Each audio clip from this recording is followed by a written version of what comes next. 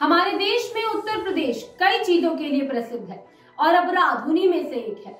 उत्तर प्रदेश में ऐसे कई कथित बाहुबली हैं जिन्होंने अपने पावर का इस्तेमाल करके पूरे इलाके में दहशत फैला रखी थी, जिनके नाम मात्र से लोग डरते थे और उनका खौफ इतना ज्यादा हुआ करता था कि लोगों में उनका आतंक भरा रहता था।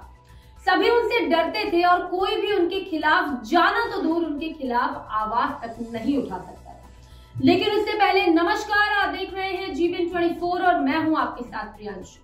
आज आपको हम कुछ ऐसे गैंगस्टर्स के बारे में बताएंगे जिनके अपराधों की दुनिया जितनी बड़ी थी उतनी ही काली भी थी। सबसे पहले बात करते हैं मुख्तार अंसारी की। मुख्तार अंसारी लिस्ट में टॉप पर है। मुख्तार उत्तर प्रदेश के मऊ जिले से 5 बार विधायक रह चुका है।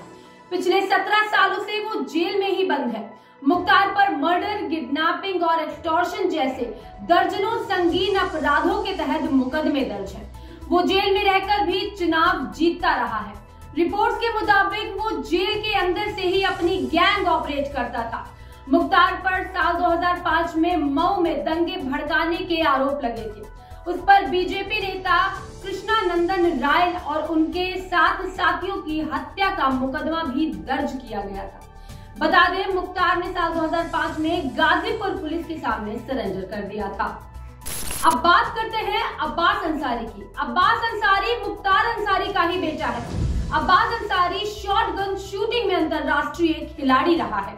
अब्बास का नाम कभी दुनिया के टॉप 10 शॉटगन शूटिंग की लिस्ट में शुमार था, लेकिन अब वो उत्तर प्रदेश के अपराधियों की टॉप 10 लिस्ट में आ चुका है। अब्बास ने कई अंतरराष्ट्रीय प्रतियोगिताओं में पदक भी जीता है। वहीं साल 2022 में उत्तर प्रदेश विधानसभा चुनाव में मऊ सदर सीट से सुहेल देव भारतीय समाज पार्टी की टिकट पर चुनाव जीतकर अब्बास विधायक बन गया था। अब्बास पर मनी लॉन्ड्रिंग समेत कई आपराधिक मामले दर्ज हैं। हाल ही में अब्बास पर अपनी पत्नी निखत से जेल के अंदर गैर कानूनी तरीके से मिलने के आरोप लगे थे, जिसके बाद उसकी पत्नी को भी गिरफ्तार कर लिया गया था। अब्बास इस वक्त उत्तर प्रदेश के कासगंज जेल में बंद है। लिस्ट में आगे बढ़ते हुए नाम आता है सुभाष ठाकुर का। सुभाष ठाकुर को इस वक्त उत्तर प्रदेश का सबसे बड़ा गैंगस्टर माना जा रहा है। सुभाष पहले बनारस की जेल में बंद था, जिसके बाद उसे फतेहगढ़ जेल ट्रांसफर कर दिया गया। सुभाष ने मुंबई में पहली बार जुर्म की दुनिया में कदम रखा। उसके बाद से ही सुभाष ने कई संगीन वारदातों को अंजाम दिया। मुंबई अंडरवर्ल्ड में भी सुभाष का काफी दबदबा रहा। वो अंडरवर्ल्ड डॉन दाऊद को अपना गुरु बताता है। सुभाष मुंबई के जेजे हॉस्पिटल शूटआउट का भी आरोपी है। आरोप है कि सुभाष ने ब्रिजेश सिंह के साथ मिलकर अरुण गुलाब गावली गैंग के शूटरों को अस्पताल में घुसकर गोलियों से भून डाला। बता दें, अरुण गावली का पूरा नाम अरुण गुलाब गावली था। लोग उसे डैडी के नाम से जानते थे। मुंबई के दागड़ी चौल का गावली में बड़ा दबदबा था। अब बात करते हैं बबलू श्रीवास्तव की। बबलू का असली नाम ओम प्रकाश श्रीवास्तव है। लोग बबलू को किडनैपिंग किंग के नाम से भी जानते हैं। बबलू इस वक्त बरेली जेल में बंद है। कॉलेज से निकलने के बाद बबलू जुर्म की दुनिया में शामिल हो गया। बबलू उत्तर प्रदेश के गाजी का रहने वाला है। उसका घर आम घाट कॉलोनी में था। बबलू ने एक बार मीडिया से कहा था कि वो आर्मी में जाना चाहता था, लेकिन कॉलेज के बाद एक छोटी सी घटना ने उसे बदमाश बना दिया। बबलू देश के कई हिस्सों में अपनी पकड़ बना चुका था। वो देश के अलग अलग हिस्सों से किडनैपिंग की वारदातों को अंजाम देता था। छोटे गैंग अपहरण कर पकड़ उसे सौंप देता था, जिसके बाद बबलू सौदेबाजी करता था। सुंदर भाटी नाम के एकदम विपरीत था ये शख्स। पिछले 7 सालों से जेल में बंद सुंदर भाटी को ग्रेटर नोएडा के घंघोला से गिरफ्तार किया गया था। सुंदर मौजूदा वक्त में शोभचंद्र जेल में बंद है। पुलिस फाइलों में दर्ज रिपोर्ट के मुताबिक उसके गैंग का नाम G11 था। इस गैंग की शुरुआत सन 1992 में नोएडा से ही हुई थी। शुरुआत में सुंदर इलाके में लोगों से रंगदारी वसूलता था। इसी दौरान उसकी दुश्मनी नरेश भाटी से हो गई। नरेश भाटी भी उस वक्त कुख्यात बदमाशों में शुमार था। उस समय के बाद नरेश भाटी बुलंदशहर के जिला पंचायत अध्यक्ष बनता है और उसी दौरान उसका मर्डर हो जाता है।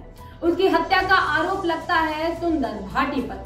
हालांकि सबूतों की कमी होने के चलते सुंदर भाटी का केस भी बारी हो जाता है और जेल से बाहर आने के बाद उसकी गैंग में अपराध की दुनिया काफी सक्रिय थी। विजय मिश्रा विधायक रह चुका है।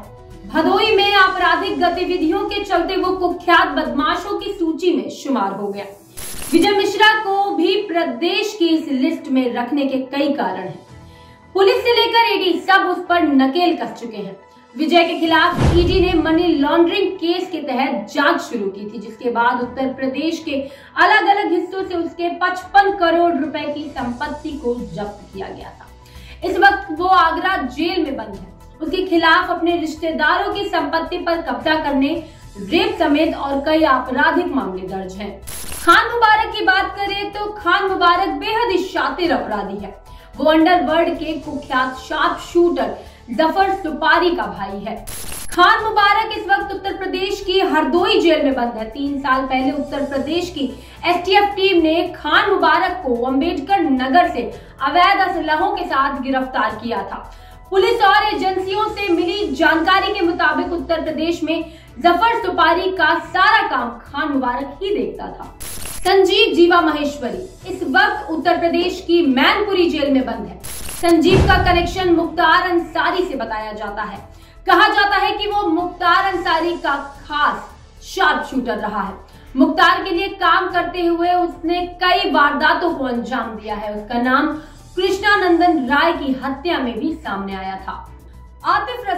आतिफ रजा मुख्तार अंसारी की पत्नी का भाई है।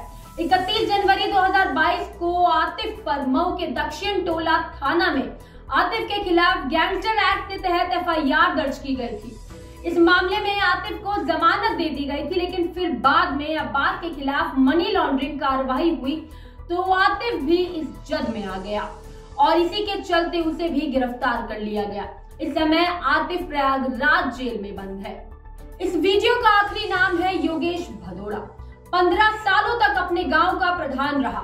ताकत और सत्ते के नशे में चूर योगेश एक के बाद एक आपराधिक घटनाओं को अंजाम देता गया।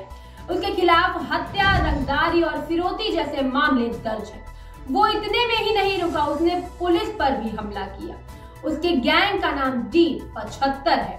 साल 2013 में योगेश भदौड़ा को उसके भाई विश्वास के साथ गिरफ्तार किया गया था। तब से ही शातिर बदमाश जेल में बंद है। उत्तर प्रदेश में सिर्फ यही नहीं, ऐसे ही कई बाहुबली हैं जिन्होंने अपना आतंक कायम करके अपराध की काली दुनिया को सफेद करने का काम किया। लेकिन अपराध की दुनिया ज्यादा दिन तक उजागर नहीं रह सकती, उसे अपने घुटने टेकने ही पड़ते हैं। अभी के लिए बस इतना ही। ऐसे ही तमाम स्टोरीज को जानने के लिए आप जुड़े रहिए G24 के साथ।